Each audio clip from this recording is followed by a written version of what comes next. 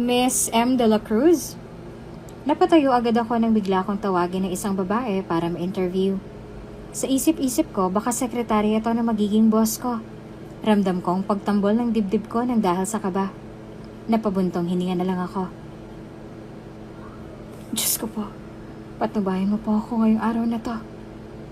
Sa sobrang pag-iisip ko, hindi ko na malayang kinakausap na pala ako ng babaeng nagatid sa akin. Nandito na po tayo, Miss M. Mahinang saad niya. Doon ko lang napansin na nasa tapat na pala kami ng pinto ng conference room. Napalunok ako nang wala sa oras dahil sa sinabi niya. I-interview na ako. Naku po, ito na talaga. This is it. Kaya mo to, M. Piping usal ka sa aking sarili. Kailangan kong kumayod para sa pagkain ko. At syempre para sa Lactacid para palagi namang fresh yung... Alam niyo na. Salamat. Nauutal na sabi ko. Pagkatapat ko sa malaking pinto ay inayos ko ang aking sarili. Huminga ako ng malalim para hindi ako kabahan. Dahan-dahan kong sinarado ang pinto para hindi makaagaw ng pansin ang pagpasok ko. Pero agad ako natigilan nang nakita ko kung sino ang aking nasa harapan. Alanganin akong ngumiti sa lalaki na kaupo. Maliho ata ako ng napasukang room. Sige ho, pasensya na, lalabas na po ako. Kamot sa ulong sambit ko. M. de la Cruz, hindi ba ikaw to? Nakangiwing ani ng matipunong binata. Come back here and sit down. Namamawis ang kamay ng dalaga at sobrang kabang nararamdaman niya sa mga oras na yon. Awkward siyang lumingon at bumalik sa inuupuan kanina. Hindi naman talaga ako interesado sa pag-a-apply. Bale, nakita ko lang na may masa... You're hired. Pagputol pa sa kanya ng binata. Kung bago ka pa lang sa channel na ito, mga kwento ni Ate Jane, istorya mo, ikwento ko, huwag kalimutang pindutin ang notification bell at subscribe button. Maghapong nakakulong si M sa kanyang kwarto. Ayaw niyang lumabas. Ayaw niyang kumain. Parang walang saysay ang buhay niya. She is so broken, helpless, and depressed. Nag-break kasi sila ng long-time boyfriend niyang pinag-aral niya sa law school. 5 years ang itinagal ng relasyon nila. He was her first love, kaya sobrang sakit sa kanya ng sitwasyon. Nalaman niya ding may babae na ito na nakilala sa school na pinapasukan ito. Minsan na lang kasi sila kung makita ng binata dahil busy rin siya sa trabaho niya na siyang pangtustos niya sa pag-aaral nito. Ngunit lingid sa kaalaman ng lalaki, wala siyang pangarap sa buhay. Napagpasyahan niya itong bisitahin sa school na pinapasukan nito. Ngunit imbes na ito ang masorpresa, ay siyang nasorpresa nang makita niyang may kahalikan ng kanyang magaling na boyfriend at ang kaklase nitong kinulang ang suot sa uniforme sa tela. At doon ay napagdesisyon na niya nang hiwalayan ito. Kaya ito, wala siyang magawa kung hindi ang umiyak ng umiyak. Nagbakasyon siya sa isang sikat na resort na may dagat dahil kailangan niya iyon para sa kanyang peace of mind and healing. Nasa tabing dagat siya katabi ang 5 bote ng alak. Malalim ang kanyang iniisip. Napabayaan niya na ang sarili niya bukod doon ay nagkanda utang-utang pa siya sa mga loan. Lasing na lasing si M hanggang sa nakatulog na siya sa gilid ng dagat at tinangay-tangay na siya ng alon. Muntik na nga siyang malunod. Hindi pa naman siya marunong lumangoy. Buti na lang sa di kalayuan ay may isang lalaking naglalakad-lakad at napadaan sa dako niya. Sinagip siya nito. Miss? Magpapakamatay ka ba? Pwede wag dito kasi masisira ang pangalan ng resort namin. Ani ng binata. Inis na inilapag niya ito sa buhanginan. Sino ka ba ha? Napakasuplado mo namang kuya. Mukha kang magbobote sa malayo kasi naninimot ka ng mga bote. Naglulupasay pa siya sa buhanginan habang humahalakak na sabi ni M, dala na din ang alak na nainom niya. Sa bagay, hindi mo naman alam kung bakit nandun ako. Sana hindi mo na lang ako sinagip. Umiiyak na siya. Nakatitig lamang sa kanyang binatang nagligtas sa kanya. Niloko lang naman ako ng jowa kong hindi na kontento sa akin. Nakita ko siyang may kasamang iba. Ganun ba talaga kayong mga lalaki? Humihikbing sambit pa ni M. Kinuwento niya lahat sa binata ang saloobin hanggang siya'y mahimasmasan. Naaawa sa kanyang binata at binuhat na siya nito. Hindi niya alam ang hotel room nito kaya dinala na lang niya ito sa kwarto niya. Basang-basa ito kaya binigyan niya ito ng kanyang damit na panlalaki. Nahimasmasa na siya pero naaalala niyang muli ang inasta niya kanina sa binata. Kaya para hindi na siya mapahiya, nagkunwari na lang siyang lasing ulit at kinulit-kulit ang binata. Alam mo, ang cute-cute mo at saka ang pogi mo. Labag man sa loob niya ay hinalik-halikan niya ang binata hanggang sa maghabulan sila sa buong kwarto. Huwag kang lumapit, babae ka, sira ulo ka ba? Asar at hingal na sambit ng binata. Tumakbo naman ang dumakbo silang dalawa hanggang sa makorner niya si M. Nagkatitigan silang dalawa at siniil siya nito ng halik hanggang napunta sila sa kama. May kung anong naramdaman na ibang dalaga at ganyan din ang binata sa kanya. Kinabukasan ay sobrang sakit ng ulo at katawan ni M. Oh my God! Ano ba itong nagawa ko? Bulong niya sa sarili habang inaayos ang mga nagawa niyang kalat. Nag-iwan siya ng note at 2K cash sa binata. Okay na siguro to. Salamat kagabi. Etong bayad ko sa'yo. Bye, Pogi. Natatawang iniwan niya ang note sa katabing table ng binata at dahang-dahang umalis para hindi magising ang lalaki. Kinabukasan na pagpasyahan ni M na lumuwas papuntang Maynila dahil may nakita siyang pwedeng applyan na bagong trabaho at magandang offer. Gusto niya ding ipakita sa ex-boyfriend niyang gago na kaya niyang tumayo sa sarili niyang mga paa. Nakapila siya para sa interview ng bago niyang a-applyan na trabaho. Miss M. de la Cruz? Napatayo agad ako nang bigla akong tawagin ng isang babae para ma-interview. Sa isip ko, baka sekretary ito na magiging boss ko. Ramdam ko ang pagtambol ng dibdib ko nang dahil sa kaba. Napabuntong hininga na lang ako. Lumapit sa akin ang isang sexy na babae. Siya daw ang maghahatid sa akin sa conference room na pagdadausan ng interview. Nginitian ko siya ng malapad, yung parang mapupunit na yung pisngi. Siyempre, kailangan friendly, ano? Habang naglalakad ay hindi ko maiwasang isipin kung anong mangyayari sa akin mamaya. Matatanggap kaya ako o hindi? Paano kung hindi? Di babalik na naman ako sa probinsya at doon maghahanap ng trabaho. Napabuntong hininga ako ulit sa pag-iisip. Diyos ko, patnubayan mo po ako ngayong araw na to. Sa sobrang pag-iisip ay hindi ko na malayang kinakausap na pala ako ng babaeng naghatid sa akin. Nandito na po tayo, Miss M. Mahinang saad niya. Doon ko lang napansin na nasa tapat na pala kami ng pinto ng conference room. Napalunok ako na wala sa oras dahil sa sinabi niya. I-interviewin na ako. Naku po, eto na talaga. This is it. Kaya mo to, M. Piping usal ko sa aking sarili. Kailangan kong kumayod para sa pagkain ko at syempre, para sa lactacid. Para palagi namang fresh ang, alam niyo na. Salamat. Nautal na sabi ko. Pagkatapat ko sa malaking pinto ay inayos ko ang aking sarili. Huminga ako ng malalim para hindi ako kabahan. Dahan-dahan kong sinarado ang pinto para hindi makaagaw ng pansin ang pagpasok ko. Pero agad ako natigilan nung makita ko kung sino ang aking nasa harapan. Alanganin akong ngumiti sa lalaki na nakaupo. Maliho ata itong napasukan kong room. Sige ho, pasensya na, lalabas na po ako. Kamot sa ulong sambit ko. M. de la Cruz, hindi ba ikaw to? Nakangiming ani ng matipon ng binata. Come back here and sit down. Namamawis ng kamay ng dalaga at sobrang kabang nararamdaman niya sa mga oras na yon. Awkward siyang lumingon at bumalik sa kinauupuan kanina. Hindi naman talaga ako interesado sa pag-a-apply. Bale, nakita ko lang na may masasa. You're hired. Pagputol pa sa kanya ng binata.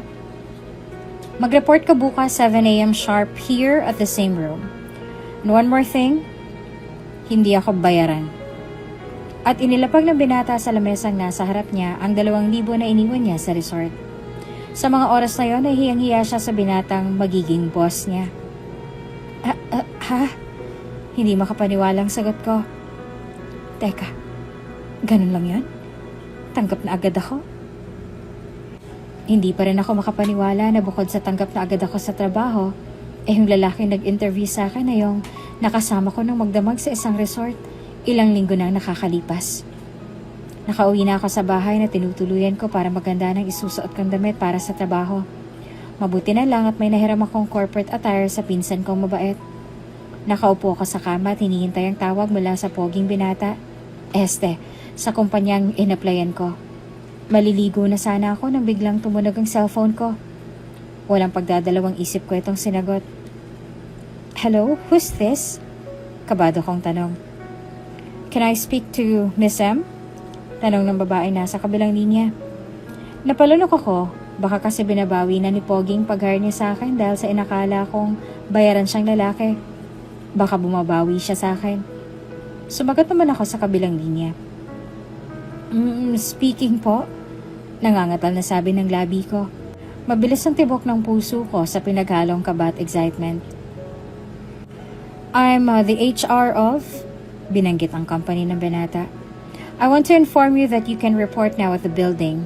Thank you and congratulations. Ha? Agad-agad? Yes! May pambili na akong pagkain at lactacid. Akala ko namang ginugood time lang ako ni Pogi. Lubos ang sayang nararamdaman ko sa mga oras na yon kaya hindi ko na namalayang may kausap nga pala ako sa telepono. Pagdating ko sa company ni Pogi ay nagniningning agad ang aking mga mata nang matanaw ko ang building na pinagtatrabahuan ko. This is it, M? First day with Pogi? The first day of work. Positibo kong sambit sa aking sarili. Pagkapasok ko pa lang sa loob ay pinungaran ko agad ng ngiti ang mga nakakasalubong ko. Binabati ko sila ng good morning kahit hindi ko sila kilala. Malawak ang ngiti ko hanggang sa tenga. Pasakay na sana ako ng elevator nang mabangga ako ng isang matigas na pader. Katawan pala. Ang bango-bango niya. Hindi ko inaasahan ang biglang pagsulpot niya kung saan. Nakayuko ako kaya hindi ko napansin ang mukha niya. Hindi ko inaasahan na nakahawak na pala ako sa abs niya para sa suporta dahil munti ka na ako madapa. Pinamulahan naman ako ng mukha ng tumikim ang pader. Lalaking nabangga ko. Ngayon ko lang napagtantong nakahawak pala ako sa niya. Shit, nakakahiya naman talaga. Tumingin pa ako sa paligid namin. Maraming tao nakatingin sa amin. Mapababae man o mapalalaki. May nakita pa nga akong babaeng sobrang sama ng tingin sa akin. Siguro naiinggit sa akin. Napatingala naman ako roon sa lalaki nang tumikim muli ito. At nung makita ko mukha niya, ay namutla agad ako. Shit, si Boss Pogi pala to. Mawawala na ata ako ng trabaho ngayon. Mangangatog na sana ako sa kahihiyan nang bigla itong umiti. Yung ngiting nakakaloko. Okay lang naman na hawakan mo ang abs ko pero dapat nasa kwarto tayo para may privacy. Masyadong madaming tao dito. Nakakalokong bulong nito. Nalaglagang pangako. Punyemas talaga. Kainisan ako ng lupa ngayon. Tahimik ako nagtatrabaho nang biglang may inilapag ang katrabaho ko sa aking lamesa. Yan nga pala ang schedule ni sir para sa araw na to. Nakangiting sabi nito. Binuklat ko kaagad ang folder at napalunok ako sa nakita ko. Halos mapuno na ng sulat ang papel. Napailing ako. Grabe, sobrang haba ng schedule sheet niya. Mapapasabak ata ako rito kailangan ko nang bumalik sa trabaho. Ikaw nang bahala dyan ha. Ayan kasing pinagdilan sa akin ni sir At saka padating na yun dito sa opisina. Tumango na lamang ako sa kanya at nagpasalamat. Wala pang 5 minuto ay may biglang lumabas sa elevator. Naglalakad siya papunta sa akin nang mumukaan ko siya. Napatayo naman ako agad sa aking kinauupuan nung masilayan ko ang gwapo niyang mukha. Sir? Nauutal na sabi ko. Napatingin naman agad ito sa akin kaya ako'y napalunok. Iyong tingin niyang parang may pagnanasa. Naaalala ko tuloy yung nangyari sa resort. Napakagatlabi ako. Dire-diretso lang siyang papunta sa pinto ng opisina niya. Hindi man lang niya pinansin ang pagtawag ko sa kanya. Pagkasara niya ng pinto ay agad ako napaupo sa sobrang kaba. Halos mapatalon ako sa kaba nang tumunog ang intercom sa tabi ko. Hello, sino to? Nakangusong tanong ko sa kabilang linya. Where's my schedule? I need it now. Napalunok ako. Ang sarap sa pandinig. Napaka-perfect ng boses niya. Ang sexy na nga niya, pati boses sexy pa rin. Wait lang sir, dadaling ko na po dyan. Binaba niya. Grabe siya. Sama pala ng ugali nun. Hindi pa nga ako tapos magsalita. Nakakagigil. Gwapo nga. Sama naman ang ugali. Dali-dali ako nagpunta sa opisina niya. Kami lang dalawang nasa floor na ito. Dadig pang simbahan sa sobrang tahimik ng floor na to. Huminga muna ako ng malalim bago pumasok sa pinto. Iginala ko muna ang aking mga mata sa loob ng opisina. Halos malaglag ang aking panga sa sobrang lawak ng opisina ni Sir Pogi. Merong sofa set na makikita sa kabilang bahagi ng opisina.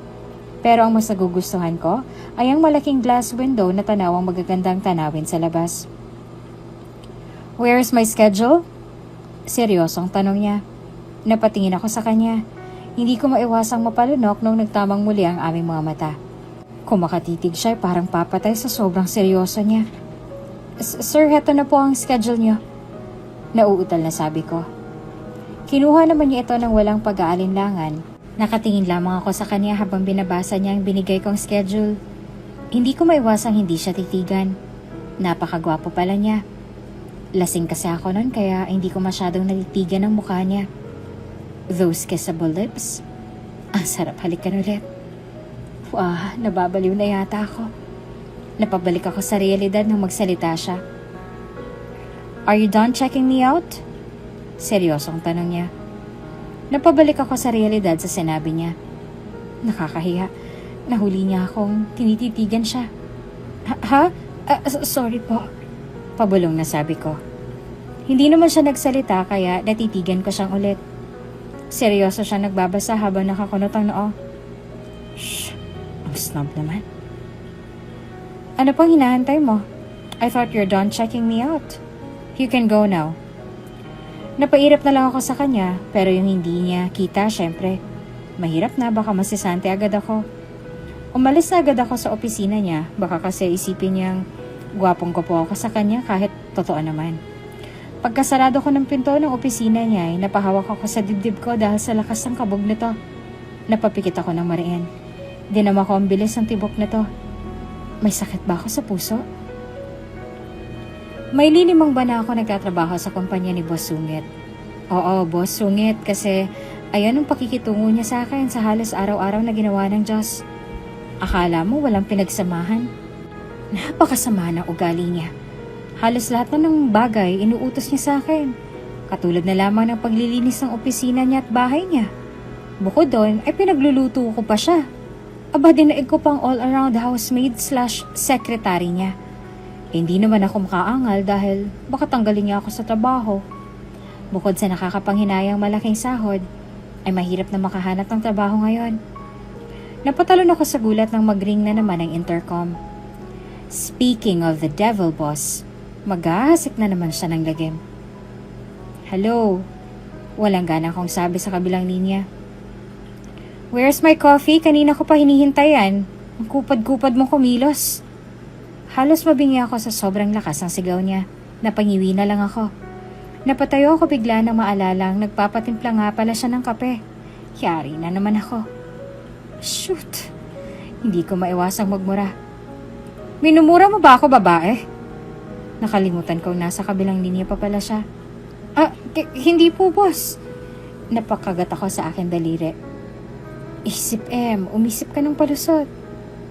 Hindi po kayo yung ipis po. Opo, yung ipis kasi lumipad. Magsasalita pa lang sana ako ulit nang mamatay ang tawag. Nagpunta na ako ng kitchen para ipagtimpla siya ng kape nang mag-ring ang cellphone ko. Nanlaki naman ang mga mata ko na makitang si Sir Sungit ang natawag. Walang pagkatubiling sinagot ko ito. "I want Starbucks coffee. Pag wala ka pa rito in 3 minutes, you're fired." Seryosong sabi niya sabay patay ng tawag. "What? Starbucks coffee? Ang mahal-mahal nun." Nakakainis. Dapat sinabi niya agad para doon ako dumiretso. Pinakalma ko muna ang aking sarili bago lumakad papunta sa bilihan ng kape. Pasalamat siya at malapit lang dito ang coffee shop na yon. Pagkabili ko ay dali-dali naman akong tumakbo pabalik ng opisina. Pagkabukas ko ng pintuan ay siyang luwa nito ni Boss Sungit. Seryoso siyang nakatingin sa akin kaya naman napalunok ako.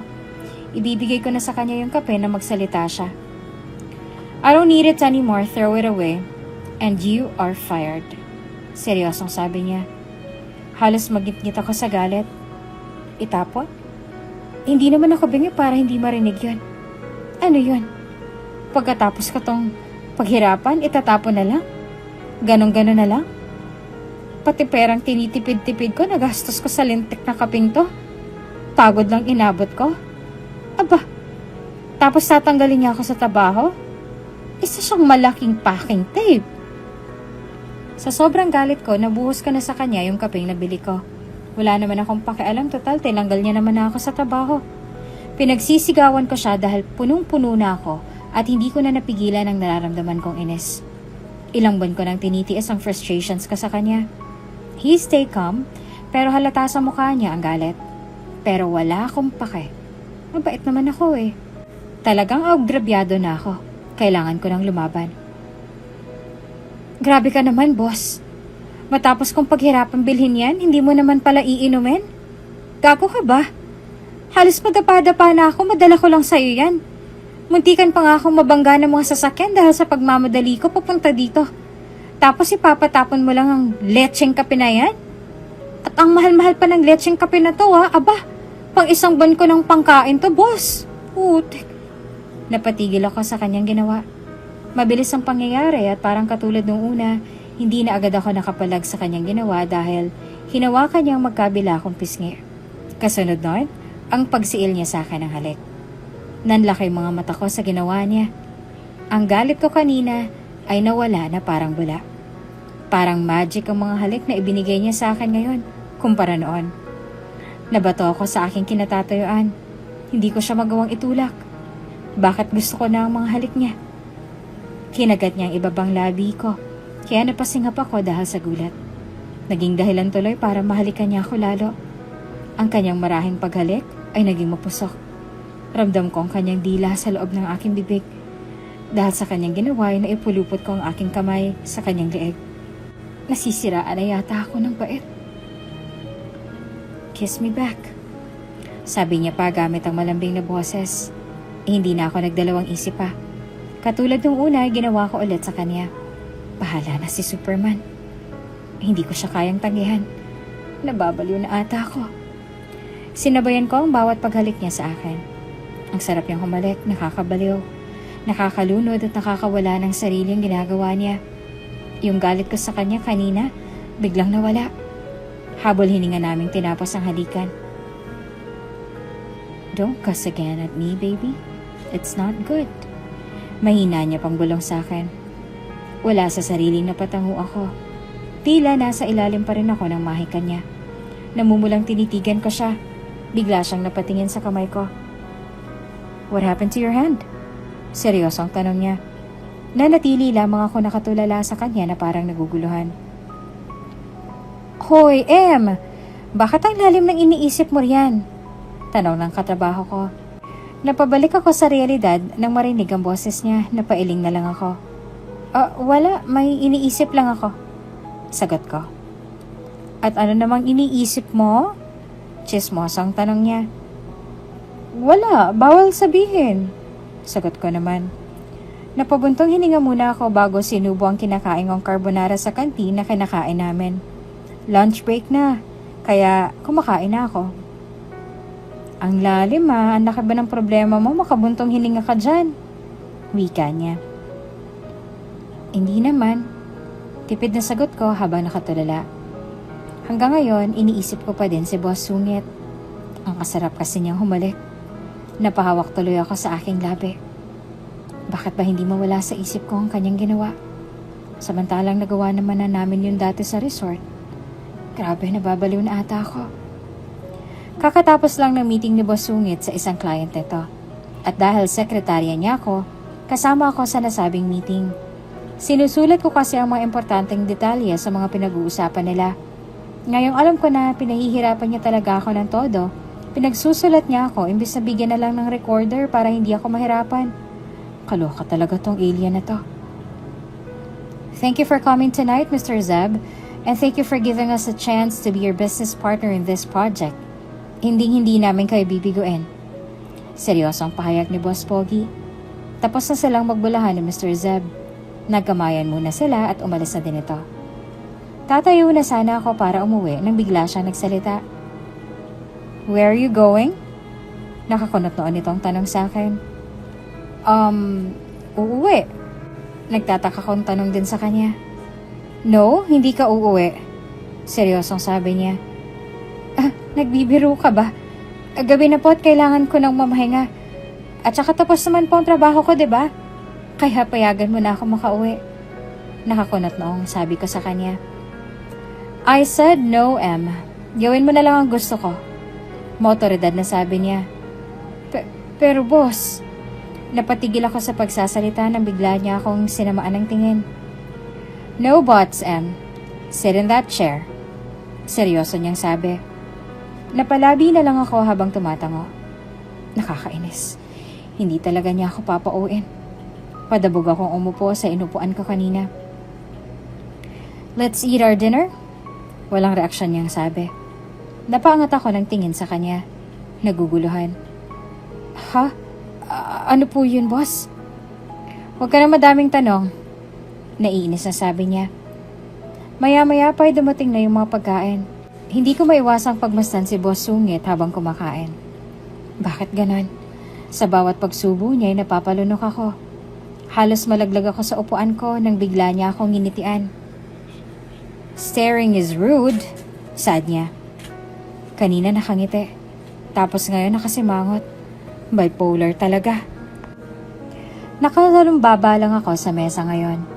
Wala kasi akong gagawin masyado dahil wala si Sir Sungit. May pupuntahan daw siya ngayong araw at dahil wala siya, may pagkakataon akong magpahinga. Tiningnan ko ang aking relo. 9:00 pa lang ng umaga pero gusto ko na agad umuwi. 1 oras pa lang ako nandito pero gusto ko nang matulog ulit. Naputol ang pagmumuni-muni ko dahil sa tunog ng elevator. Wala si boss kaya pwede akong umuwi. Wala namang makakapansin na umuwi ako dahil wala namang naakyat masyadong tao dito sa floor. Dali-dali kong inayos ang mga gamit ko at excited na tumakbo papuntang elevator. Dahan-dahan itong bumukas pero halos mahulog ang pangako sa nakasakay dito. Napatras pa ako ng hindi oras dahil sa tingin niyang tigre. Sir! Napalunok ako. Where do you think you're going, huh? Malamig niyang sabi. Tumalikod na agad ako bago siya sagutin. Saan nga ba? Nakatalikod ako habang nag-iisip ng magandang palusot. Bakit ka nakatalikod, babae? Huwag mo nga akong talikuran habang kinakausap kita. Inasasabi niya sa akin. Akala ko pa hindi siya papasok ngayon dahil may meeting siya sa Cebu. Dahan-dahan akong humarap sa kanya. Hinanda ko na din ang magandang eksplanasyon sa sasabihin ko. Sa restroom lang po. Nakangibing sagot ko. At saka po kaya hindi po kayo maharap kasi sobrang laki po ng pimple ko. Baka mahawaan ko po kayo. Sayang kapugian mo. Pagpapalusot ko. Really? At kailan pa naging restroom ang elevator? That's our restroom. Baka nakakalimutan mo. Sabi niya sabay turo sa kabilang hallway. Patay. Mabubuking pa yata ako. At Miss De La Cruz, hindi nakakahawa ang pimples ha. May kalakasang saad niya. Dahan-dahan akong tumunghay sa kanya habang nakangiti ng malawak para hindi halatang kinakabahan ako. Doon po ako sa baba magsi-CR. Sira po kasi yung flush ng toilet dyan eh. Madaming cubicle ang restroom dito kaya madami kang pagpipilian. Don't try to fool me, babae. Alam kong aalis ka somewhere. Saan ka pupunta? Hindi ba oras ng trabaho mo? If you wanna go out, hindi kita pipigilan. Seryosong sabi niya. Napabuntong hininga ako sa sinabi niya at hindi na iwasang mapahiya. He glared at me at umiwas na lang ako ng tingin dahil mukhang kakainin niya na ako ng buhay. I'm sorry, sir. Parang bata na paghingi ko sa kanya ng tawad. Nakipagtitigan lang siya sa akin. Ewan ko ba, kahit na masama ang tingin niya sa akin ay hindi ko pa rin magawang umiwas. Parang nakakahalina pa nga ang pagtingin niya sa akin. Siguro may gayuma itong lalaking to. Mula sa pagiging seryoso ay kumunot ang noo niya. Where's your pimple? Seryosong tanong niya. Hindi mapakaling tawa ko. Wala ka namang pimple ah. Sinungaling. Hindi po ako nagsisinungaling. May pimples po talaga ako. Ang laki-laki nga po at sobrang sakit po. Aray! Daing ko habang nakahawak sa parteng kunwaring masakit. Wala ka namang pimple. Sinungaling na babae. Shh! May inis na sabi niya sabay alis ng kamay sa aking mukha. Napatingin na lang ulit ako sa kanya nang tumikim siya. I canceled my meeting at Cebu.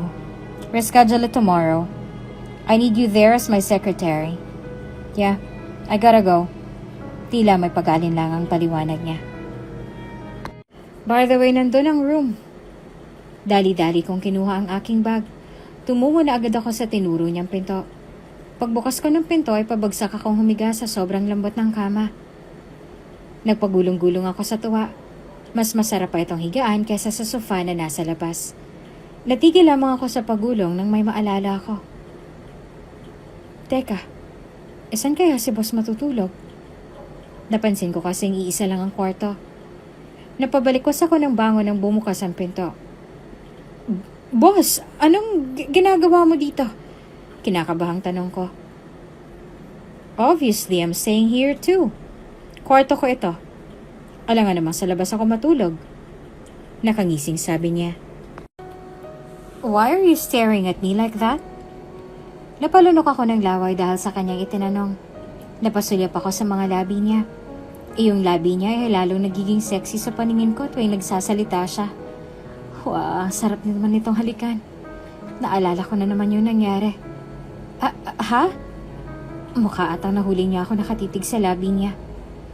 Unti-unting sumilay ang ngiti niya. Naguluhan pa ako kung bakit bigla siyang ngumiti. Wala naman akong sinabing nakakatawa. Boss, mali po yata kayo na iniisip.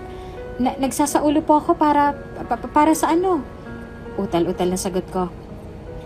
Agad naman niya akong pinatigil sa pagsasalita at nakibit-balikat na lamang. Huwag ka na magpaliwanag ng kasinungalingan. If you wanna kiss me, then kiss me. I won't mind at all. Ilang beses na nating nagawa yan. Nakangising saad niya na nakapagpagulat sa akin.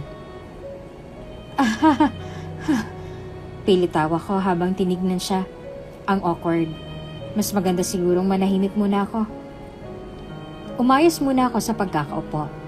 Namayaning katahimikan sa buong sulok ng kotse na sinasakyan namin. Ngayon na kasi yung meeting sa Cebu na dapat daw ay nandoon din ako. Nakakamatay palang katahimikan. Kating-kati na ulit ako magsalita pero pinipigilan ko lang dahil baka mahalikan na naman niya ako. Ayoko nang maulit ang kanais-nais na bagay na yon. Ang halik niya ay parang parusa. Nakakatakot na parusa. Matagal na namin nagawa yun pero parang kahapon lang nangyari. Para akong mababaliw. Paulit-ulit na nagre-replay sa utak kong eksenang yon. Nilibang ko na lang ang sarili ko sa pagtingin sa labas. Binibilang ko ang mga taong nasa paligid. 1 oras na nakalipas pero hindi pa din kami nakakarating sa airport. Nakakarami na ako sa pagbibilang nang magsalita si Boss Sungit. Nagdala ka ba ng madaming damit? Walang reaksyon ang tanong niya. Napatingin ako sa kanya. Damit? Kakaunti lang po boss ang nadala ko. Hindi naman po siguro tayo magtatagal doon, diba? Siguradong bukas na bukas ay uwi na din kami. Madalas kasi nauwi agad siya kapag nasa malayong meeting siya kaya kakaunti lang ang dala kong damit. 2 perasong damit na formal, 2 panty at bra. 1 week tayo sa Cebu. Siguro naman sapat ng konting damit na dinala mo. Nakapikit na sabi niya. Hinihilot niya ang kanyang sentido. Masakit bang ulo niya? Gusto niya kaya ng gamot? Meron ako dito. Ha? 1 week? Maikling sagot niya. Asos, 1 week lang pala tayo doon, boss eh.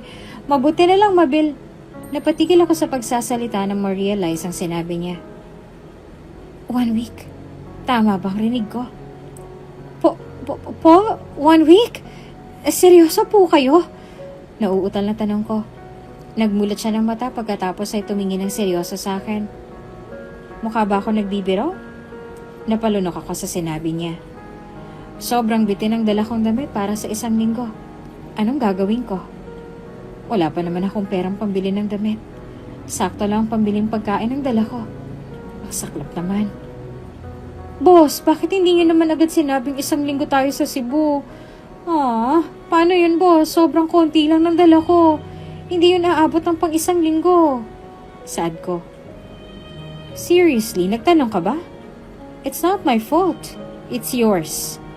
Napalabi ako sa sagot niya. Ang sungit talaga nito. Kasalanan ko bang nawala sa isip kong tanungin siya? Kasalanan ko bang ma-excite papuntang Cebu? Hello? First time ko kayang pupuntang Cebu at sasakay sa eroplano. Masisisi niya ba ako? Pwede pa sigurong bumalik sa bahay ko. Tama.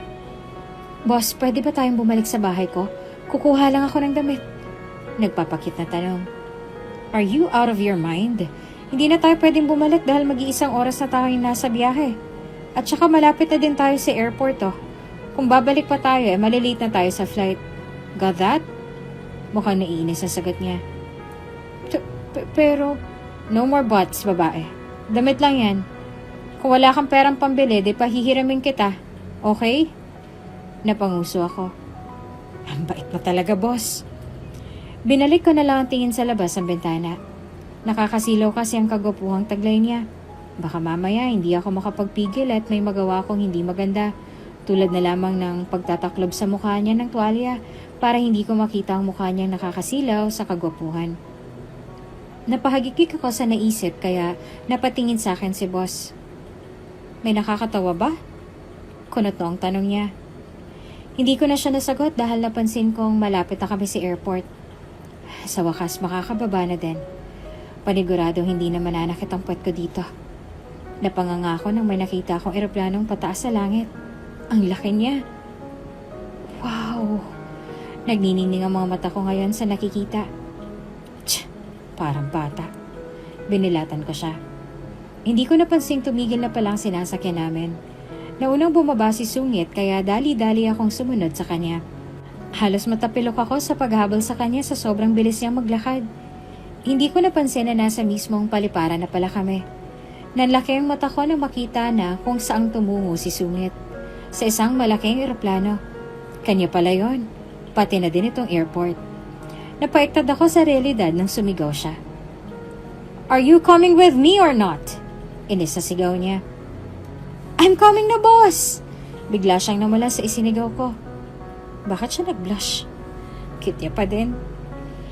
Masama ang pakiramdam ko dahil sa pagsakay namin sa eroplano. Napasuka ako dahil sa sobrang hilo. Hindi ko inakalang ganun pala ang feeling. Nandito na kami sa lobby ng hotel na tutuluyan namin. Hindi ko maiwasang mapanganga sa sobrang ganda nito. Para ako nasa palasyo. Makikintab ang mga tiles at magagarang mga kagamitan.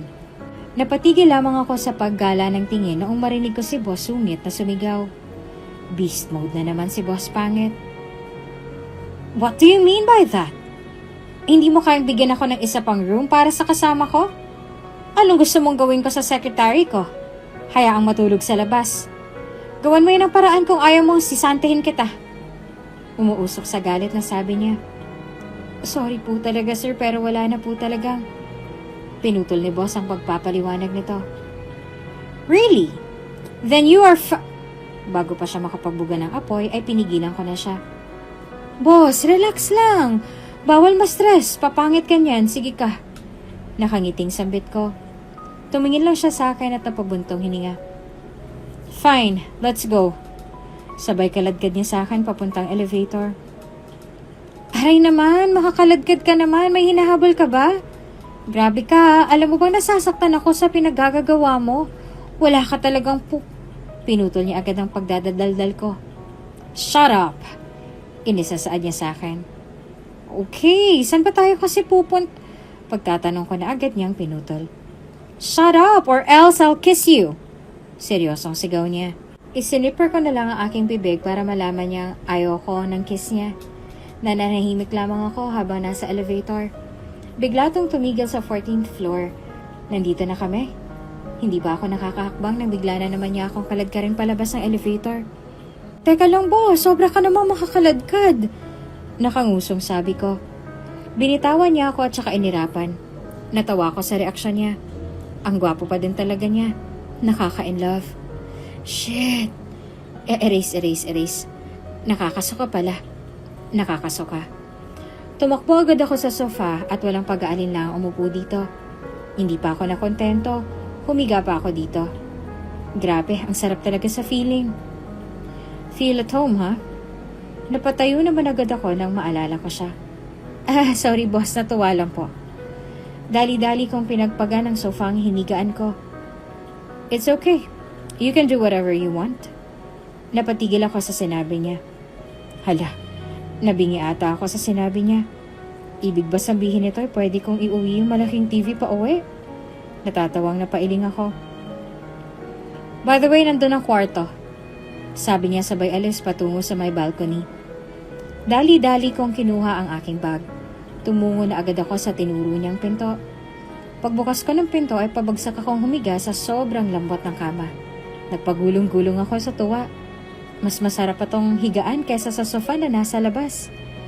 Natigil lamang ako sa pagulong na may maalala ako. Saan kaya si boss matutulog? Napansin ko kasi iisa lang ang kwarto. Napabalikwas ako ng bangon nang bumukas ang pinto. Boss, anong ginagawa mo dito?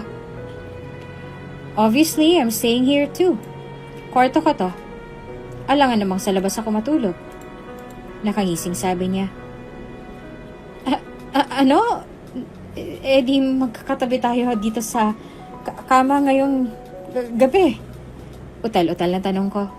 Napalunok ako. Ako at si Boss Sungit magkatabi sa isang kama. Parang nangyari na to noon. Kami lang dalawa at walang kasama. Anong gagawin ko? May posibilidad na may mangyari ulit na maganda. Hindi maganda. Kanina ko pang pinipilit ang sarili kong makatulog pero hindi ko kaya. Mag-alas 11 na ng gabi pero mulat na mulat pa din ang aking mga mata. Parang buhay na buhay ang sistema ko ngayong gabi. Sinilip ko si Boss Sungit sa kanyang kinauupuan. Busy siya sa mga papeles na kanyang pinipirmahan. Mahigit 3 oras na siya sa kanyang ginagawa pero hindi pa din siya tapos para matulog. Napatitig na lamang ako sa kanyang mga labi. Naalala ko na naman yung nangyari sa amin noon. Napalunok ako. Bakit yata parang nag-init? Lalagnatin pa yata ako. Napaiwas ako ng tingin nung napansin kong lumingon siya sa gawi ko. Napapikit ako ng mariin. Nahuli niya ako nakatitig sa kanya. Nakakahiya ka talaga, babae. Bakit hindi ka pa natutulog? Mahinahong tanong niya. Ay, boss. Hindi kasi ako sanay na matulog sa ibang bahay. Namamahay po kasi ako eh. Palusot ko. Ganun ba? Okay. Walang pakinggang sagot bago bumalik sa kanyang ginagawa. Ganun na lang yon? Hindi na ulit nagtanong. But you should sleep dahil nakakapagod ang binahe natin. Para din may lakas ka para sa trabaho bukas. Concerned na sabi niya. Napangiti ako. Boss, ikaw din po, matulog ka na din. Masama pong palaging nagpupuyat. Mabilis pong madapuan ng sakit. Saad ko. Napatawa naman siya sa sinabi ko. It's okay, sanay naman ako magkasakit. Nagningning ang mga mata ko sa nakita. Humahalakak siya. Napatawa ko siya. Isa itong malaking achievement sa akin. Pero may nakakatawa ba sa sinabi ko? Bakit halos mamatay na siya sa kakatawa? May sabi yata itong si Boss Sungit. Pero boss, dapat hindi ka pa din masyadong nagpupupuyat. Nakakapangit din kasi ang pagpupuyat. Nagkakaroon ng malaking eye bags. Sayang naman ang kagwapuhan mo kung nagkataon. Ngumisi lang siya sa akin. Kahit magka-eye bags ako, gwapo pa din naman ako. Nakaisbid na sabi niya. Muntik na ako mabulunan sa sinabi niya. Bukod doon ay may dumaang buhawi. Sobrang lakas ng hangin. Grabe, muntik na akong matangay. Sobrang gwapo mo nga. Crush nga kita eh. Sabi ko sa kanya. Mahina lang para hindi niya madinig. Kunot mo naman siyang napatingin sa akin. Anong sabi mo? Seryosong tanong niya. Narinig niya kaya? Napalunok ako nang wala sa oras. Narinig niya kaya? Sumampa siya sa kama at papalapit sa akin. Di nagana niya ako. Nagulat ako sa kanyang ginawa. Mga 500 kabang nararamdaman ko ngayon. Pagsasamantalahan kaya niya ako? Crush mo ako? Nakakalokong nakangisi siya sa akin. Nauutal ko siyang sinagot. Hindi po. Umiwas ako sa kanya ng tingin. Hindi ko matagalan ang pagtitig niya sa akin. Really? Bakit nauutal-utal ka na dyan? Nangaasar na tugon niya. Babae, gusto mo ba ako o hindi? Pagpapatuloy niya. Sinubukan ko siyang itulak pero napakalakas niya. Itutulak ko pa siya ulit pero ang bilis niyang nahawakan ng kamay ko at nilagay sa may ulunan. Sa ginawa niyang yon na hindi ko magawang makawala sa mga kamay niya. Mas lalo lang akong kinabahan sa ginagawa niya. Ano bang binabalak niya? Kabadong-kabado ako sa ginagawa niya. Anong ginagawa mo sa akin? Bitiwan mo po ako, please.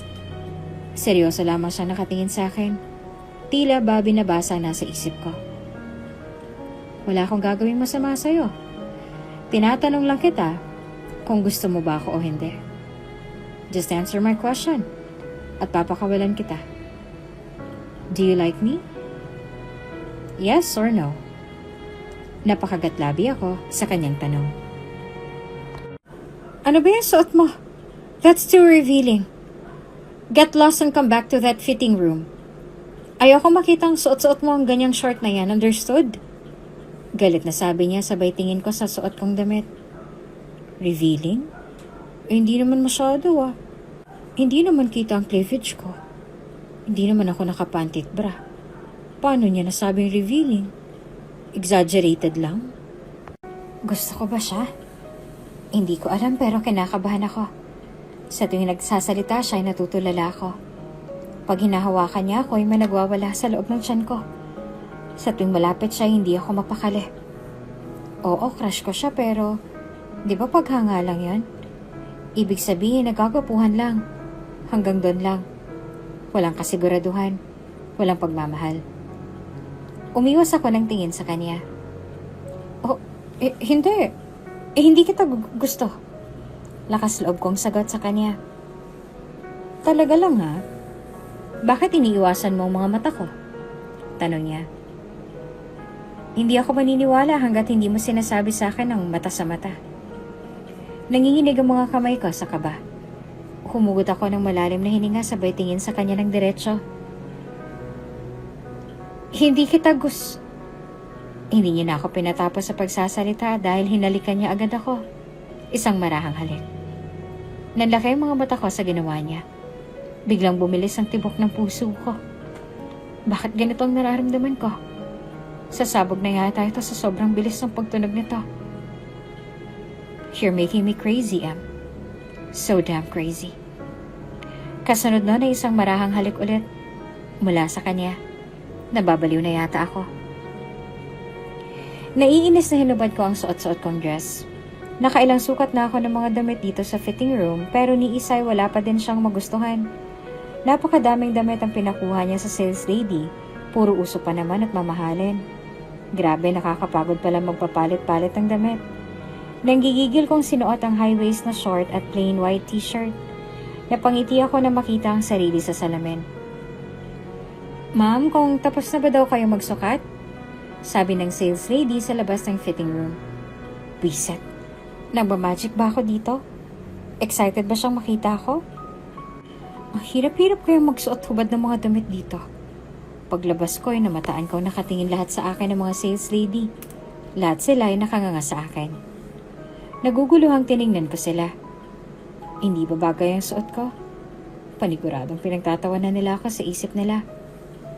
Plano ko na sanang bumalik sa fitting room pero bigla akong natigilan.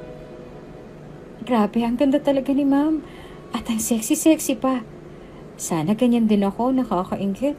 Bagay na bagay talaga sila ni sir. Kinikilig na sabi niya. Hindi ko naman maiwasang mapangiti sa sinabi niyang papuri. Magpapaburger ako sa kanila.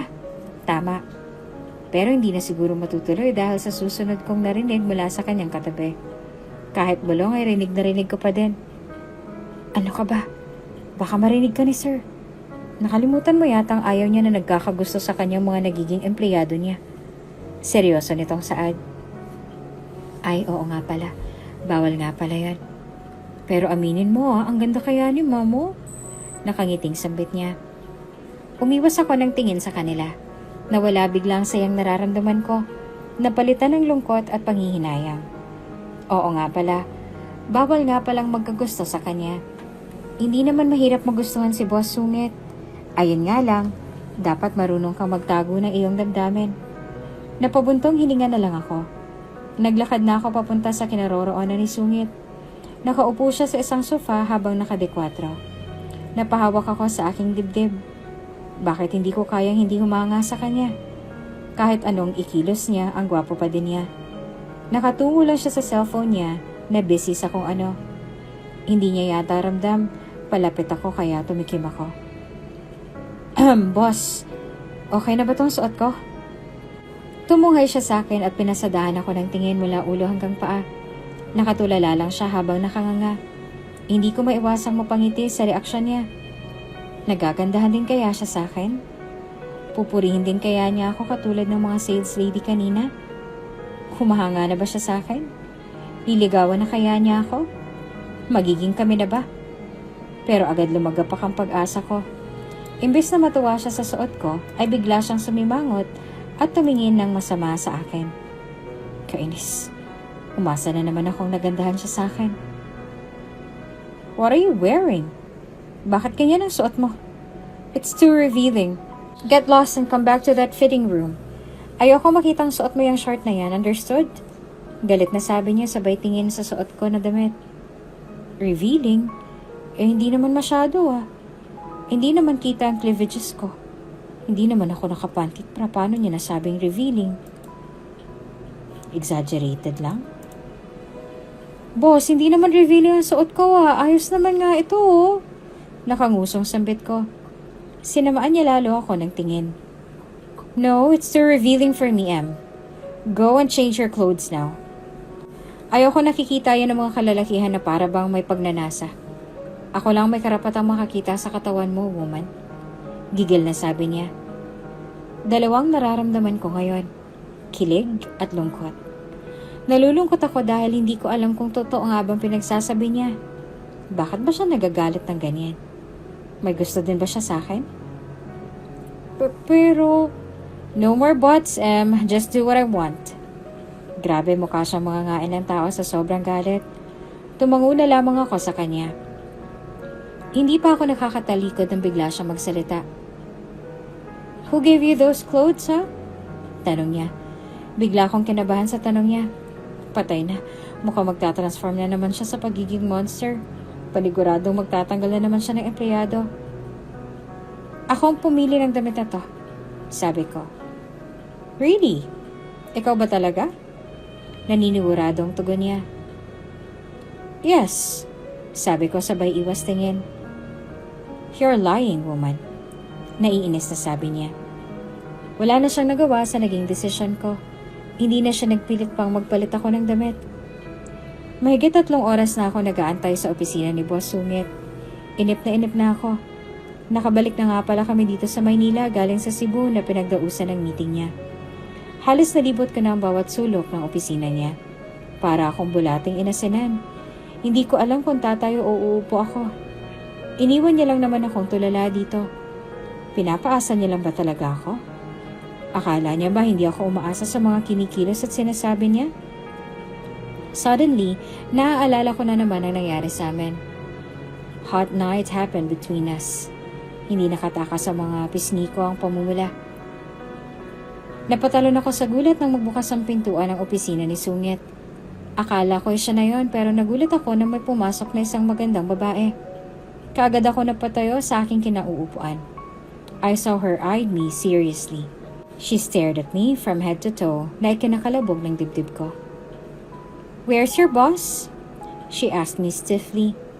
Her voice laced with authority.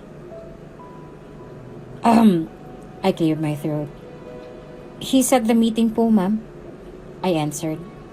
Her brows raised. Nakasuot siya ng isang dark blue na dress. Her aura seemed sophistication.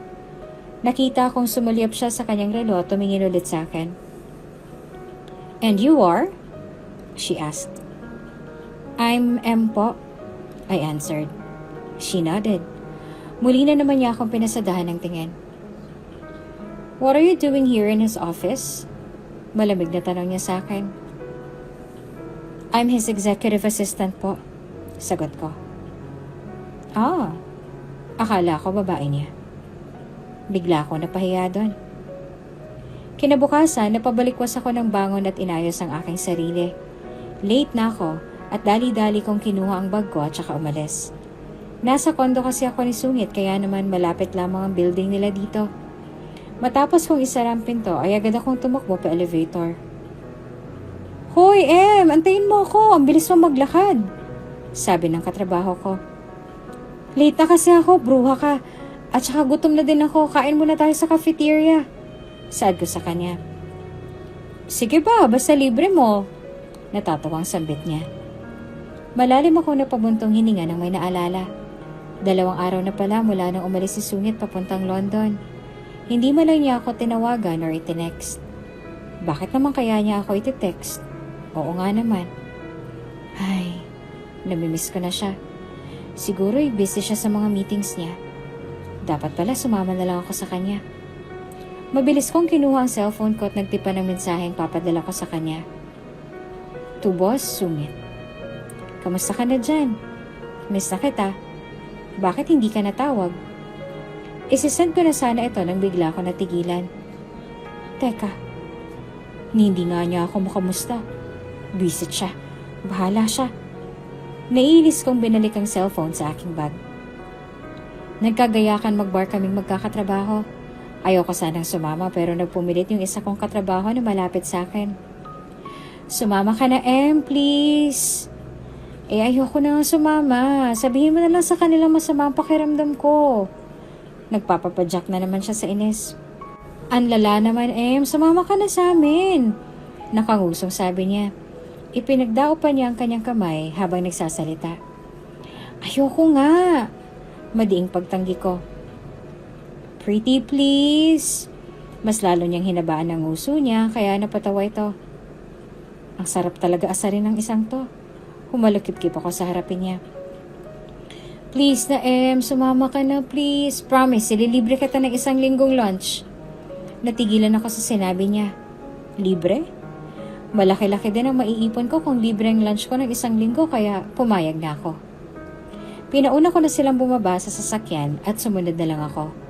Hindi pa ako nakakapag-ayos ng damit ay bigla akong hinila ng babaeng to sa loob ng bar. Napansin kong nauna na pala yung ibang katrabaho ko sa loob. Kami naman ng babaeng to ay umupo sa isang bilog na sofa. At dahil masakit na ang aking paa ay agad-agad akong umupo dito.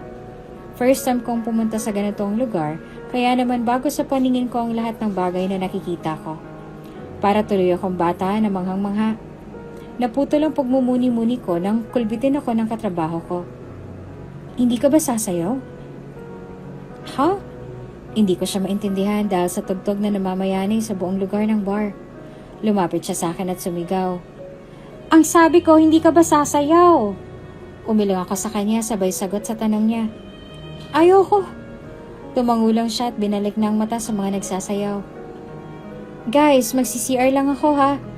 Natawa sila sa sinabi ko sabay nagtanguan. Huwag kang tatakas ha, iinom ka pa ng alak pagbalik mo dito. Napangiwi ako sa sinabi ng isa kong katrabaho. Uy, bakit dala mo yung bag mo? Nako, mga kasama, tatakas si Pakiepal talaga ng isang panira ng plano. Gago, hampas ko kaya to sa mukha mo, pati tong napkin ko. Nagtawanan sila lahat sa sinabi ko. Pagkapasok ko pa lang sa banyo ay agad kong kinuha ang cellphone ko. Tatawagan ko sana si boss para ipaalam sa kanyang nasa bar ako. Nakakalimang paring na ako, wala pa ding sumasagot. Napahugot ako ng malalim na hininga. Ika-cancel ko na sana ang pangsyam na tawag nang bigla itong sumagot. Hello? Masayang bati ko. Napangiti ako habang nagsasalita. At last, sinagot niya ng tawag ko. Excited na akong marinig ang boses niya. Pero ang kilig at excitement na naramdaman ko ay biglang naglaho na parang wala. Bumilis biglang tibok ng puso ko. Ang kasiyahan ay napalitan ng sakit. Hello, who's this? Sabi ng isang babae sa kabilang linya. Babae? Pero bakit? Akala ko ba? Magsasalita pa sana ako kung nasaan si Boss Sungit. Ngunit bigla ako natigilan sa narinig sa kabilang linya. Honey, maligo ka na. Come on, malilate na tayo kaya bilisan mong kilos. Malambing na sabi ng lalaki sa kabilang linya. Napakagat ako sa labi sa narinig. Masokista na yata ako dahil imbes na putulin ko ang tawag ay pinakinggan ko pa sila sa kabilang linya. Wait lang, may kausap pa ako. Okay, sino ba yan, honey? Ang lambing-lambing pa niya. Mas lalo ako napaiyak ng tahimik. I don't know, cellphone mo to eh. Nadinig ko ang paglagabog ng isang nalaglag na gamit sa kabilang linya. What? Shoot, who's calling? Tanong nito habang nagmumura. Ang nakalagay sa phone mo. Shoot, give me that! Sabi nito gamit ang kinakabahang boses. Kasunod niyo ng pagtikim ni Sungit sa kabilang linya. It's not what you think, baby. Malambing na sabi niya. Pa-baby-baby pa siya. Samantalang may honey naman pala siya sa London. Napapikit ako ng mariin sa sobrang inis. Manluloko. Lalo ako napahagulhol sa pag-iyak. Manluloko ka! Sigaw ko sa kanya. Rinig ko ang pagbuntong hininga niya sa kabilang linya. Magsasalita pa sana siya nang agad kong pinutol ang tawag niya. Nangihinayang na paupo ako sa lapag habang umiiyak. Yes, I have a fiancé. Tipid na pag-amin niya. Tuloy-tuloy na bumuhos ang aking mga luha sa aking mga mata. Para akong binuhusan ng malamig na tubig. Sobrang sakit pala talaga. Pero paano ako? Paano tayo? Akala ko ba gusto mo ako? Humihikbing tanong ko sa kanya. Tahimik lang siya habang ako'y umiiyak. Tyrone naman, sagutin mo naman ako. Magsalita ka naman. Nanginginig ang mga kamay ko habang naglalakad palabas ng elevator. Habang kausap ko kanina yung katrabaho ko ay pinipigilan kong itago ang lahat ng emosyon ko. Tahimik lang ako sa tabi niya. Imbes na makinig sa kanya, ay ibang tumatakbo sa isip ko. Kinakabahan na tinignan ko ang double door ng opisina ni boss. Sarado ito na dapat ay nakabukas dahil ayaw na ayaw niyang hindi ako natatanaw sa labas ng opisina niya. Pero ngayon ay sarado ito. May nagbago. Alam ko at ramdam ko. Parang may konting-konting pumiga sa puso ko. Kung kanina ay kaya ko pang itago ang lahat ng sakit, ngayon ay hindi na. Ikinuyom ko ang aking mga palad kasabay ng paghugot ko ng malalim na paghinga. Kasunod noon ang pag-alpas ng mga luha sa aking mga mata. Bakit ba ako naiiyak? Bakit ko ba siya iniiyakan? Lalaki lang naman siya. Lalaki lang. Marahan kong pinunasan ang luhang tumutulo sa pisngi ko gamit ang isang kamay. Natigilan ako sa pag-iyak na may biglang pumasok sa aking isipan. Hindi naman siguro siya maglolo ko kung mahal niya ang fiancé niya, diba? Kailangan ko siya makausap para maliwanagan sa kung ano man ang meron sa amin. Gusto ko siyang kausapin. Sinubukan kong tawagan siya sa intercom pero hindi siya sumasagot.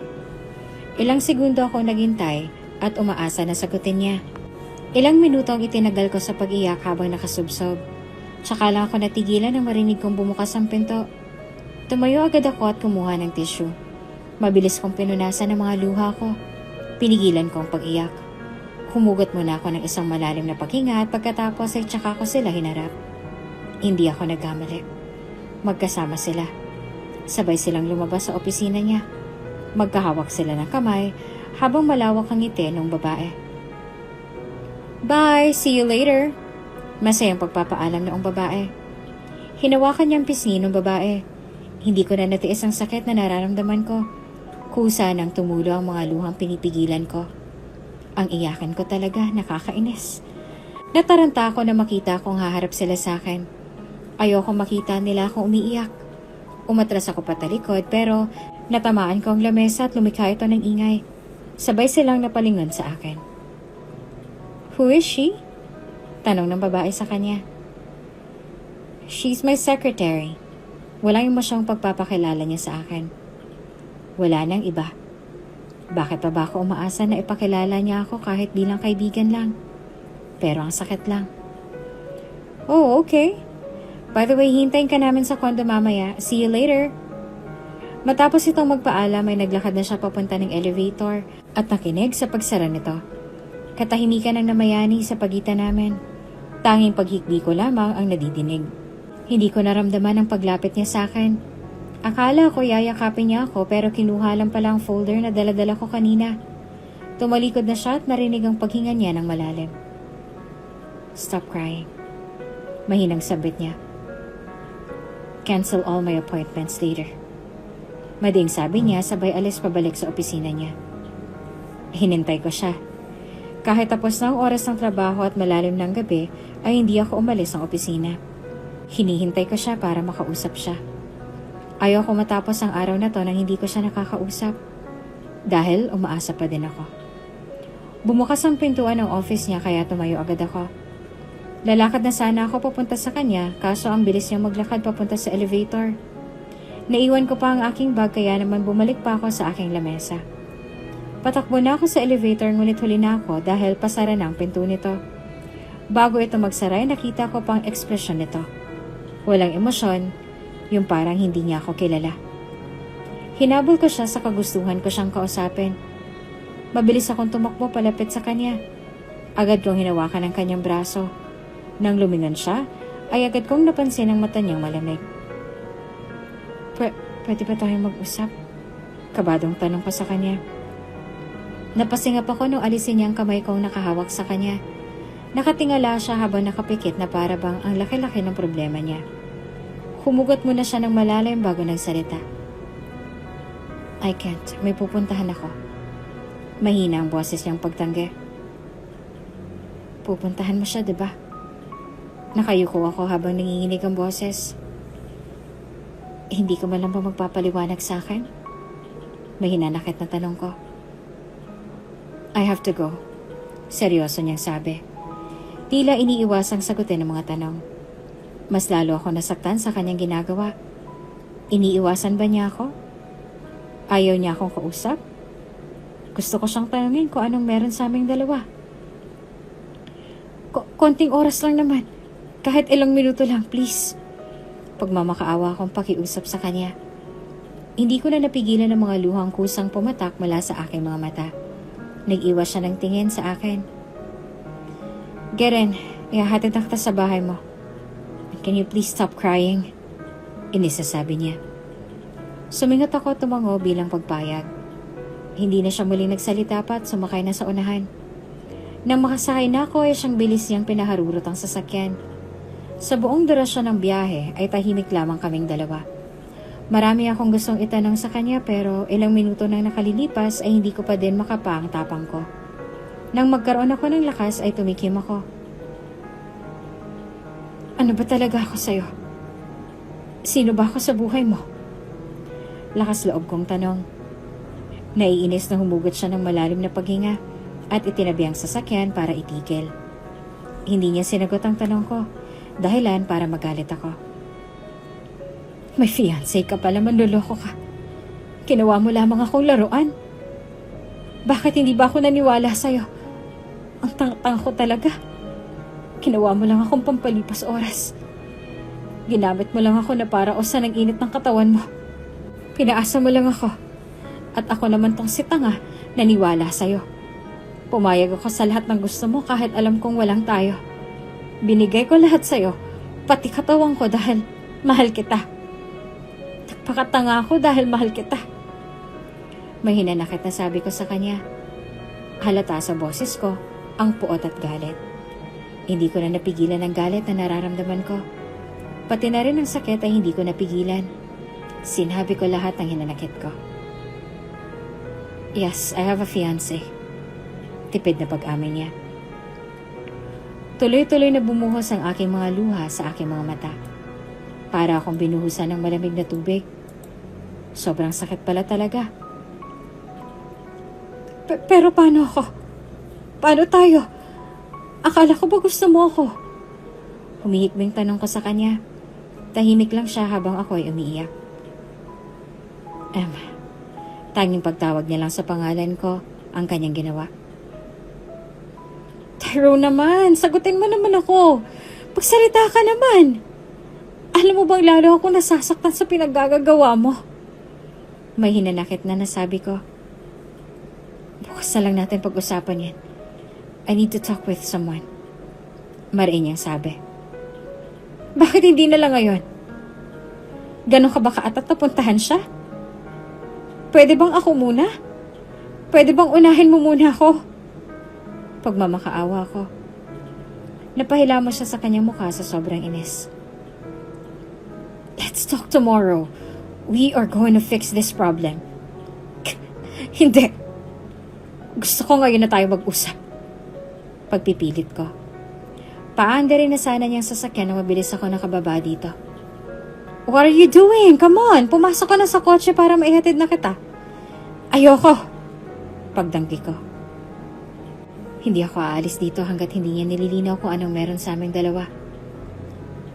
Please! Galit na sabi niya. Natigil ang pamimilit niya sa akin nung tumunog ang phone niya.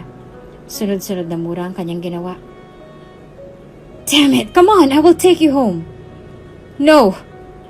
Hindi ako aalis dito hanggat hindi mo sinasagot ang mga tanong ko. Not now, Em. May emergency lang ako. She needs me. We will talk tomorrow. I promise. Seryosong pakiusap niya sa akin. Magsasalita pa sana ulit ako nang tumunog ulit ang cellphone niya at agad naman niya itong sinagot. 5 segundo lang lumipas nang pumasok siya sa sasakyan at pinaharurot ito. Isang tawag niya lang ay nagkakandara pa na yung ugok na yun sa pagpunta sa kanya. Nanikip ang dibdib ko sa kirot at sakit na nararamdaman. Umalis siya, habang ako ay naiwang tulala at lumuluha sa madilim na kalsada. Hindi ka pa ba papasok? Magta3 linggo ka nang hindi pumapasok sa trabaho ah. May pag-aalalang tanong ng katrabaho ko habang nag-aayos ng mga dala niyang plastic. Nagkibit-balikat lamang ako sa kanya. Pinagmasdan ko lang siya habang nag-aayos ng mga pinamili niyang junk foods. Inilagay niya ito sa lamesa. Natuwa ako sa kadahilan ng may tao pa palang nagmamahal sa akin. Nawala din agad ang mga pilit ng ngiti sa aking mukha nang maalala ko ang nangyari ilang linggo na nakakaraan. Bumalik ang lahat ng alaala pati na rin ang sakit na dulot ng sinabi niya. Simula noon ay hindi na ako pumasok pa sa opisina. Hindi ko siya kayang makita. Muli ako napabalik sa realidad nang tumikim yung katabi ko. Walang gana naman ako napailing sa kanya. Ayoko nang pumasok. Siguro magre-resign na lang ako. Sagot ko sa kanya. Nakita ko kung paano nagsalubong ang kilay niya at inirapan ako ng todo. Hindi ko siya pinansin. Gaga ka ba? Anong magre-resign ka dyan? Ang ganda-ganda ng trabaho mo tapos iiwan mo? Kaloka to. Sambit niya habang hinihimas ang kanyang muka. Hanap na lang siguro ako ng ibang trabaho. Tamad kong sagot sa kanya. Pinikot ko saglit ang aking mga mata at humikap. Napumulat lamang ako nang marinig kong paghampas niya sa aking lamesa. May balak ba siyang sirain ang gamit ko? Alam mo, Em, hindi kita maintindihan. Alam ko may problema ka at hindi mo yan sinasabi sa akin. Pero alalahanin mo, kaibigan mo ko. Ayoko mo manghimasok sa problema mo pero nag-aalala na ako. Kaya naman sana magsabi ka para kahit papaano alam kong kung anong pinoproblema mo. Mahaba at madrama niyang pahayag sa akin. Ang dami mong sinabi. Pwede mo naman akong diretsuhin. Dapat sinabi mo na lang kung gusto mo makichismis. Magkwento ka na kasi. Pagpapakit pa niya. Napanguso ako na makita ko ang mukha niya. Naiinis ako. Ang pangit niya. Ewan ko ba kung bakit parang ibang nararamdaman ko. Sasabihin ko sa'yo, lahat. Pero sa isang kondisyon. Kahit ano, gagawin ko. Basta makasagap lang ako ng chismis mula sa'yo, no? Ano ba yon?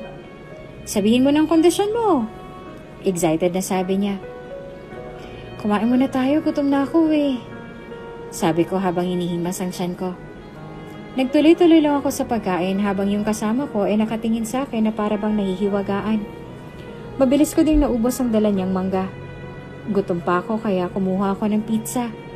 Cheese flavor to which is favorite ko. Kakainin ko na sana ito nang bigla ako natigilan. Inamoy ko ito at ramdam kong paghalukay ng kung ano sa tiyan ko. Napatakip ako sa ilong ko habang pinipigilan ang nararamdaman kong pagsusuka. Hindi ko na napigilan at napatakbo na agad ako sa lababo. Naduduwal ako. Amoy panis yung pizza, huwag mo kainin yan, baka ma-food poison tayo. Nangihina na umupo ako sa upuan. Seryoso ang mukha niya. Nawala ang makulit at masaya niyang aura. Para siyang nanay na galit sa anak. Masamang tingin niya sa akin. Hoy, bakit ganyan ka makatingin? Wala naman ako masamang ginawa sa'yo Huminga muna siya ng malalim bago nagsalita. Buntis ka. Pagbibintang niya habang tinuturo ang tiyan ko. Kinakabahan na napahawak ako sa lamesa. Naalala ko bigla ang isang bagay. Posible bang pumalya ako ng inom? Isang beses lang naman akong lumiban. Noong nasa bakasyon kami, nakalimutan kong mag-take ng pills dahil nawala sa isip ko. Gusto kong magmura para maibsan ang kabang nadarama. Buntis ka, Em. Ganyan-ganyan ang ate ko nun. Napatulala ako habang nakahawak sa tiyan. Buntis ako? Paano na ako? Anong gagawin ko? Buntis ako tapos wala akong asawa o boyfriend? Sasabihin ko ba sa kanya? Pero baka magalit siya sa akin. At saka galit din ako sa kanya, no? Ayoko siyang makita. Naiiyak na ginulo ko ang buhok ko. Anong gagawin ko? Gaga, edi sabihin mo sa boyfriend mo, ganun lang kadali. Sabi niya habang kumakain ng pizza. Pero paano? Problemado kong tanong. Hindi ko alam paano sasabihin sa kanya. Hindi ganun kadali yun. Hindi niya ako mahal.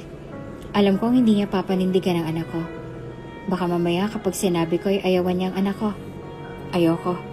Hindi ko kakayanin. Ayoko ding maging dahilan ng pagkasira ng relasyon nila ng fiancé niya. Nabuntis ka lang, naging tanga ka na? Puntahan mo na tapos sabihin mo lang, Em. Hindi ganun kadali yun. Sagot ko sa kanya.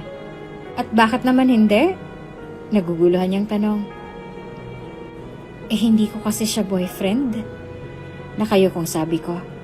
Nahihiya ako baka sabihin niyang ang landi-landi ko. Napatunghay ako nang marinig ko siyang sumigaw. Ha? Nagpabuntis ka sa hindi mo syota? Este boyfriend? Ano yon, one night stand? Gulat na gulat siya habang nakatitig sa akin. One night stand? Hindi. Madiin kong pagtanggi. Sino ba yung lalaking kinababaliwan mo, ha? Huwag kang magugulat, ha? Sabay pahid ng mga luhang natulo sa aking pisngi. Humugot muna ako ng malalim na hininga bago nagsalita. Pinisil ko pa ang aking mga kamay upang pigilan ang aking kaba na nararamdaman. Umibig ako sa kanya at ito ang naging bunga. Nasaktan ako at nabuntis. Ipinikit ko ang aking mga mata. Walang pagdadalawang isip kong sinabi ang pangalan ng taong minamahal ko. Yung boss natin, siyang lalaki na kabuntis sa akin at ang taong mahal na mahal ko. Good morning, baby. Pag-iigib na kita. Sabay kindat sa akin. Akala niya siguro yung makukuha niya ako sa mga paganyan-ganyan niya. Huwag ka mag-alala. Matagal mo na ako nakuha. Nagtataka ako dahil kay aga-agay nandito na kaagad siya. Hindi ba't kakakita lamang namin kahapon? Hinayaan ko lang siya sa mga ginagawa niya sa bahay. Tumutulong siya sa tatang ko sa pagkukumpani ng aming bubong, kahit na wala naman siyang alam dito. Pati pagsisibak ng mga kahoy ay hindi niya pinalampas. Pawis na pawis siya pero ang hot niya. Bakit kahit anong gawin niya ay ang gwapo-gwapo pa din niya? Daydreaming, huh? Sabi niya pa. Ewan ko ba pero hindi ko mapigilang titigan ng mga abs niya. Napalunok na lamang ako at nagulat dahil sa muling pag-imik niya. It's all yours, baby. You can touch it. Nakangising sambit niya. Che! Supladang sabi ko naman. Imbes na sigaw na may galit ang marinig ko, ay tanging pag-ungol na lang niya ang nabusesan ko.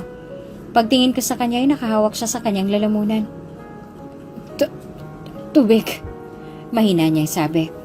Dali-dali akong kumuha ng tubig at pagkatapos ay pinainom ko kaagad sa kanya. Puch, tama bang narinig ko? Siyang ama ng magiging inaanak ko? Tumungo lamang ako sa kanya habang pinagmamasdan siya. Gulat na gulat siya sa sinabi ko. Pinakwento niya sa akin kung paano nagsimula ang lahat. Nang matapos na ako sa pagkukwento ay tahimik lang siya. Tinanong ko siya kaya nakuha kong atensyon niya. Anong gagawin ko? Sasabihin ko ba sa kanya o hindi? Problemadong tanong ko. Sabihin mo pa din sa kanya, kahit galit ka ipaalam mo pa din. Isang tabi mo muna ang sakit na nararamdaman mo kahit mahirap. Tumango ako sa kanya. Dahan-dahan kong hinimas ang aking tiyan. Susubukan ko. Pinaalam niya din pala sa akin na simula nang hindi na ako pumasok ay hindi na din nagpakita pa si boss sa opisina. Bali-balita daw na nagpunta ito sa ibang bansa. Umiwas ako ng tingin sa kanya. May bigla akong naisip kaya napabuntong hininga ko. Nabuo ang isang plano sa isip ko. Siguro hindi ko na muna ipapaalam sa kanya. Hindi na muna ngayon. Papalipasin ko muna ang sakit. Bahala na si Batman. Aalis na muna ako. Magpapakalayo-layo muna ako upang makapag-isip-isip. Pwede bang wag mo na munang sabihin sa kanyang tungkol dito? Ako na lang magsasabi kapag handa na ako. Pero, pinigilan ko siyang magsalita. Lalayo muna ako kasama ang magiging anak ko. Naiiyak na saad ko. Pagkatapos ang 7 buwan, napagplanuhan kong sa probinsya mga anak. Wala lang, para doon na sana manirahan. Nasa airport na ako na mapansing ang haba-haba na ng pila. Himas-himas ko ang akin tiyan habang kinakausap ko si baby. Anak, pasensya ka na. Naiinip ka na ba dyan? Gutom na din si mommy. Ay, mamaya makakaupo na din tayo. Mangiyak-ngiyak na ako nang maramdamang sumipa siya. Bigla ding naputol ang pagmumuni-muni namin mag-ina nang maalalang may naiwan ako. Hindi ako papayagang makalampas kapag wala ako na ipakitang travel permit for my OB. Kakainis naman talaga kapag minalas ka, oh. Ako na yung nasa pila ng mga oras na ito. Napansin nilang naka-hand carry lamang ako, which is 10 kilograms lang naman. Pinagbabayad nila ako ng check-in baggage pero ini-insist kong bitbitin ko na lamang dahil sapat na lang ang dala-dala kong pera. Ma'am, hindi po pwede. Kung gusto niyo po, iiwan niyo na lang dito ang iba ninyong dala. Nahihiya na siya dahil nagbubulungan ang mga taong nasa pila. Halatang mga galit na din sila. At saka isa pa ma'am, wala kayong travel permit. In 2 months, manganganak na kayo. Saad nung check-in counter lady. Nagulat siya nang may lumapit na pamilyar na lalaki sa kanila. Para siyang nabato sa nakita. Hindi siya nagkamali. Boses pa lamang nito ay kilalang-kilala niya na. What's the problem here? Pagharap niya kay M ay nagulat ito. Ang laki na ng tiyan nito. Agad-agad naman niyang pinakita ang ID sa mga staff at nagpa-assist sa mga guards doon. Please carry all her stuff. I'm the owner of this airline. And she's carrying my child. Kita sa mga asul niyang mata ang saya at pananabik. Nagulat ako sa bilis ng pangyayari. Paano niya nalamang buntis ako? Paano niya nalamang nandito ako? Hindi ko alam ang gagawin ko. I want a new life. Without him. Kahit po 1 year lang para makamove on ako. Gusto ko muna ng space. Nasa lounge na kami dahil premium ang ticket niya. Walang umiimik sa aming dalawa. Nagulat ako nang tumikim siya at nagsimulang magpaliwanag. Nagsimula nung nakita ko sa opisina sa party at doon sa peking announcement ng nanay niya. Bakit hindi mo sinabi sa akin na buntis ka? Alam mo bang hindi ako mapakali sa araw-araw, mahanap lang kita?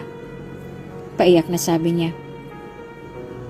Hindi ko sinunod ang mga magulang ko sa gusto nilang mangyari dahil ikaw ang mahal ko. Hindi naman ikaw ang ama ng dinadala ko. Biglang lumabas sa bibig ko. Hindi ako maniniwala sa'yo, M. Saad niya. Teka, umiiyak ba siya? Pero bakit siya umiiyak? Hindi agad ako nakapagsalita kasi nalilito ako. Natatakot akong magtiwala pang muli. Napakatindi na ng trust issues ko. Hayaan mo akong bumawi sa'yo, baby, please. Give me a chance. Pagmamakaawa niya. Pagdating ng probinsya, ay iniwan niya na ako dito at pinangakong babalik agad dahil may tatapusin pa siyang trabaho sa Maynila. Hindi pa rin gaano kami nakapag-usap ni Sungit dahil nga galit pa ako sa kanya. Pagising ko ng umaga ay napansin kong kotse niya sa labas ng bakuran. Nandito na naman siya. Isip-isip ko. Bala ko sana magilamos ang matat nang wala palang tubig sa lababo kaya't lumabas ako at kukuha sana ng tubig. Nagulat ako sa lalaking bumungad sa akin. Good morning, baby. Pag-iigib na kita. Sabay kindat sa akin. Akala niya siguro ay makukuha niya ako sa mga paganyan-ganyan niya. Huwag ka mag-alala. Matagal mo na ako nakuha. Nagtataka ako dahil kay aga-agay nandito na siya. Hindi ba kakakita lang namin kahapon? Hinahayaan ko lang siya sa mga ginagawa niya sa bahay namin. Tumutulong siya sa tatang ko sa pagkukumpine ng aming bubong kahit na wala naman siyang alam sa mga ito. Pati pagsisibak ng mga kahoy ay hindi niya pinalampas. Bakit kahit anong gawin niya, ang gwapo-gwapo pa din niya. Pawis na siya pero ang hot niya. Hoy, magtigil ka nga. Buntis ka na't lahat, iba pa din yung dumi ng utak mo. Suway ko sa aking sarili. Natigil lamang ang aking pagpapantasya nang bulungan siya nito sa tenga. Daydreaming, huh? Doon ka nga, ayoko maamoy yung pawis mo, ang asim mo na. Sabi ko sa papigil na tawa. Gutom ka na ba? Do you wanna eat somewhere here? Pagtatanong niya habang nagpupunas ng pawis. Ewan ko ba, pero hindi ko mapigilang titigan ang mga abs niya. Napalunok na lamang ako at nagulat dahil sa muling pag-imik niya. It's all yours, baby. You can touch it. Nakangising sambit niya. Che!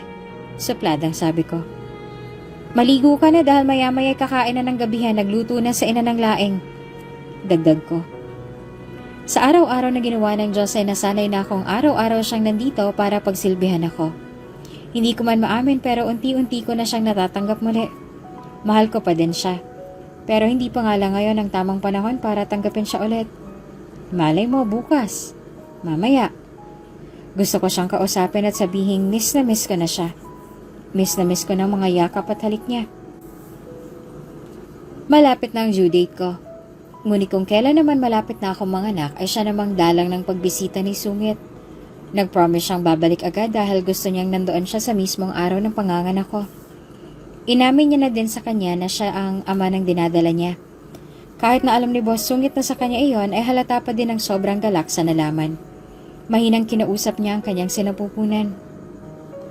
Anak, huwag mong papahirapan si Mommy, okay?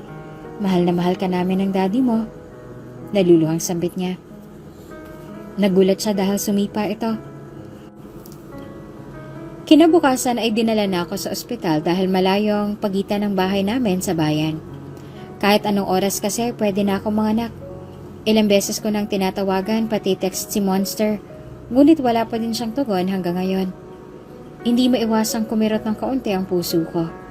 Pero pinagsawalang bahala ko yon dahil ayoko ma-stress. Siguro ay busy lamang talaga siya. He promised he'll be here. Mahinang sabi ko sa aking sarili. Trinay ko ulit siyang tawagan pero out of reach ang phone niya. In case naman na wala siyang signal ay tinext ko siya. Pangakong aayusin ko na lamang ang aming relasyon. Hindi na ako magpapabebe pa. Mahal na mahal ko ang lalaking yon, kahit may sapak siya. Hindi ko na maalala mga sumunod na nangyari. Ang natatandaan ko lamang ay ang pagsakit ng tiyan ko at ang pagpasok ng mga doktor sa kwarto ko. Bukod doon, ay nakita ko siya na nagmamadaling lumapit sa akin at humingi ng patawad dahil na late siya. Nakita kong nakatitig siya sa akin pagkamulat ko ng aking mga mata. Hey, you're awake! Sabi niya habang halik-halik ang kamay ko. Nasaan ang anak natin? He's in the other room. Mamaya bibisitahin natin siya kapag kaya mo nang maglakad, okay? Tumango na lamang ako sa kanya. Magdadalawang buwan na mula nung mga anak ako at ngayon ay nakauwi na kami sa Maynila. Kinabukasan din noong nanganak ako ay agad din kaming iniuwi ni Boss Sungit. Ni hindi na nga ako nakapagpaalam pa sa mga tao doon. Masaya na naman kami ngayon ni Sungit. Natatawa ako nang may maalala. Why are you laughing? May konting inis sa boses niya. Muli ako natawa sa reaksyon ng mukha niya. Wala, may naalala lang. Natatawang sabi ko. Walang sali-salitang hinigit ko siya at siniil ng halik. Maraming buwan na siyang tigang at kawawa naman. Wala pa siyang score sa akin simula ng mga anak ako. Natigil kami sa paghahalikan nang umiyak ang baby namin sobrang lakas. Napatingin ako sa parte ng kwarto kung saan nandoon ang anak namin. Umiling ako habang natatawa ng mahina. Natatawa ako habang si Sungit naman ay naiinis na napabuntong hininga. Sumubsob siya sa hubad kong dibdib at nagreklamo. Bad timing. Baka sa tono niya ang panginginayang. Akala niya siguro ay makakaisa na siya sa akin. Mukhang gutom na ang prinsipe natin ah. Natatawang sabi ko. Mula sa pagkakasubsob ay tumuhay siya at pagkatapos ay hinalikan niya na ako ng mabilis sa labi. Ngumisi siya tumayo. Matulog ka na, sabi niya tinakluban ang katawan ko ng kumot. Paano si baby? Nakangusong tanong ko. Ako nang bahala. Just sleep and get some rest, okay? Sabi niya pa habang pinipisil ang aking pisngi. Ngayong gabi daw ay may gaganapin na party sa kanilang company. Hindi naman niya sinabi sa akin kung ano isi-celebrate nila. Tapos na ang anniversary ng kumpanya niya kaya naman nagtataka ako kung para saan ang party na iyon. Nakarating na kami sa parking lot nang mapansin ko ang daming kotseng nakaparada sa parking lot. Ang dami naman yatang bisita sa party ni Sungit ngayon na. Nang nagpark na kami, agad siyang tumingin sa akin. Kitang-kita ko ang nakakalokong ngisi sa kanyang labi. Oh, bakit ganyan ka kumakangiti? May kaba sa dibdib na sabi ko. Alam mo ba nakakatakot yung mga ngiting pinapakita mo sa akin? Hindi siya sumagot. Palagay ko ay may gagawin siyang hindi ka nais-nais sa akin. Nanlaki ang mga mata ko sa biglang naisip. Siguro gusto niya mag-quickie ngayon sa kotse. Naiinis na hinampas ko ang kanyang braso. Ano ba? Ayoko nga. Ang manyak mo talaga. Nagugulahang na palingon naman siya sa akin. Nagkasalubong ang kilay niya. What? Tila naguluhan siya sa aking sinabi. Pa-inosente ka pa dyan, gusto mo lang naman makaisa. What are you talking about? Nalilito niyang tanong. Maya-maya bigla siyang umisi ng nakakaloko. So you thought that I'm asking for some nasty things, do you? Pangaasar niya pa. Hindi defensive na sabi ko. My baby is so naughty. Pangaasar niya pa. Alam kong aasarin niya ako kaya gumawa agad ako ng paraan. Sumulip ako sa paligid at napansin ang daming magagandang sasakyan. Ano bang meron at halos mapuno mga sasakyan ang paradahan ng building niyo? Mamibigay ka ba ng bigas? Nalilito kong tanong. Akala niya siguro ay nagbibiro ako kaya napahalakak siya noong narinig niya ang sinabi ko. Pinisil niya ang ilong ko at hinalikan ng mabilis sa labi. Silly! Tumawang sabi niya. Ano nga kasi? Pagpupumilit ko pa. Just wait and see. Tipid niyang sabi. Sa 7th floor kasi ginaganap ang lahat ng party na isinasagawa nila. Sobrang lawak kasi ng espasyo ng 7th floor. Iyon kasi nakalaan na floor para sa mga malalaking gathering ng kumpanya. Bakit hindi mo malang sinabi sa akin na kulay pula palang record na isuot dito sa party? Nagmukha tuloy akong pambasag ng motif nila. Kainis. Mga babae na nakakulay pink ang damit. Naging mabilis sa mga pangyayari. Naguguluhan ako dahil inire-retouch nila ako at pagkatapos ay may ikinabit sila sa bewang ko. Na makita ko ito ay napanganga ako. Dinuksungan pa nila ng mahaba at magandang kumikinang na tela ang aking dress. Naging isang puting gown ang aking cocktail dress. Magandang design ito. Hindi pa rin ako natatauhan sa pagkakagulat nang magulantang na naman ako nang kinabitan nila ako ng mahabang belo sa aking buhok. Matapos nilang ayusin ito ay saka binigyan naman nila sa akin ng isang bouquet ng bulaklak. Ikakasal ba ako? Ikakasal ba kami ni Boss Sungit? Nasagot ang tanong ko na nasa aking isipan nang gumilid at umalis sa mga babaeng nag-ayos sa akin. Sobrang ganda ng pagkakaayos sa venue. Mukhang pinaghandaan nga talaga lahat. Maayos at nakahilera ang mga upuan at maraming bulaklak sa paligid at meron ding makukulay na palamuti. Hindi mawawala ang pulang carpet papunta sa altar. Nakita ko si Sungit na nakatayo sa tabi ng altar. Nakatayo sa harap ng altar ang pare habang nasa tabihan naman ni Sungit ay ang mga kaibigan niya. Muli kong pinagmasdan si Sir Pogi at hindi ko maiwasang maiyak sa tuwa. May konting kaba akong naramdaman pero mas nangingibabaw ang saya. Ikakasal na kami ngayon at sigurado akong totoo na ito. Si Boss Sungit at ako'y ikakasal na ngayong gabi na ito. Naiiyak nang umiti ako sa kanya. Kahit malayo ako'y nakita ko pa rin ang pagbuka ng kanyang bibig. Binasa ko ito at napangiti ako lalo sa kanyang sinabi. Marry me now. Lumuluha sa saya na tumango ako sa kanya. Ibinuka ko ang aking bibig at sinabi ko sa kanyang sagot na alam kong inaasahan niya na. Yes. Masaya siyang kumindat sa akin kaya napatawa ako ng mahina. Dahan-dahan akong lumakad sa red carpet at habang naglalakad ako ay kitang-kita kong masayang ekspresyon ng lahat ng tao na nadadaanan ko. Nakangiti silang lahat sa akin habang pinapanood nila ako maglakad. Pamilyar ang mga mukha nila sa akin dahil empleyado din sila sa kumpanya. Nandoon din ang mga kapitbahay ko, ang mga kaibigan ko sa trabaho. Masaya ako dahil nandito sila sa araw ng kasal ko. Nandito din ang pamilya ng magiging asawa ko. Nakapwesto sila sa unang upuan sa harapan. Damn, I'm the most happiest man in the universe.